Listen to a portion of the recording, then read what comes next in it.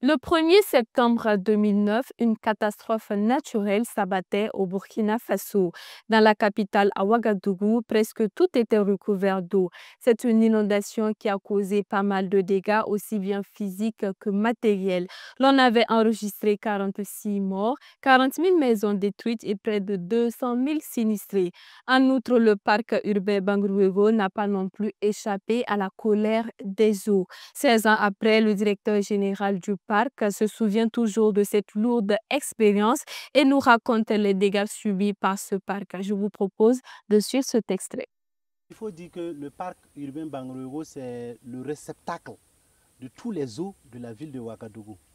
Même en temps normal, une petite pluie, on se retrouve avec beaucoup d'eau à l'intérieur du parc parce que le parc est traversé par le canal de Yalgado, le canal de Wemtenga, le canal de Zogna, le canal, le déversoir des barrages numéro 3. Nous avons le canal, le drain de Tanguin et nous avons le canal de Somgandi. Donc tous ces eaux, une petite pluie à l'intérieur de la ville de Ouagadougou, en quelques heures, on se retrouve avec beaucoup d'eau au niveau du parc urbain Bangrouego. Donc l'épisode de l'inondation dont vous faites cas a effectivement causé d'énormes pertes en termes phoniques. Notamment, nous attribuons la disparition quand même des espèces dont je vous parlais, notamment le bibal et autres, liées effectivement à cette inondation. Nous avions une population d'oiseaux, notamment les pans, au triangle de pans, qui était vraiment un espace aménagé où bien les gens venaient faire les photos. Tous ces pans-là ont été noyés lors de l'inondation passée.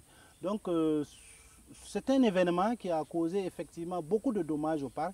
Beaucoup d'infrastructures ont été détériorées et n'ont pas pu être réaménagées jusqu'à ce jour. Il faut dire que toute l'administration, les bâtiments de l'administration ont été inondés, mais avec l'effort que la commune de Ouagadougou a fait, vraiment on a pu récupérer certains, notamment nous avons pu récupérer l'écomusée qui est en train actuellement d'être réaménagé. Voilà, nous avons pu récupérer la bibliothèque et aussi les bâtiments de l'administration ont été refaits suite aux dégâts causés par l'inondation. Cependant, il reste quand même des infrastructures qui ont besoin notamment d'être reprises, notamment les clôtures périmétrales et d'autres infrastructures.